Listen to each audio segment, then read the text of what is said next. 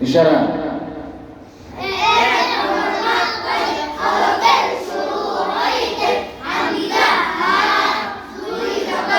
ইশারা ইশারা থেকে ডাকবে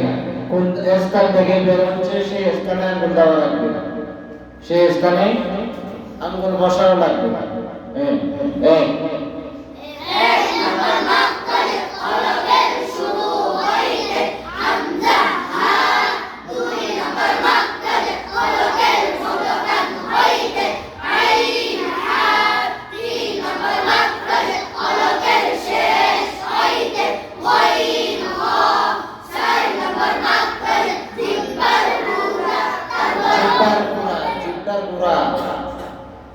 জিব্বার গোড়া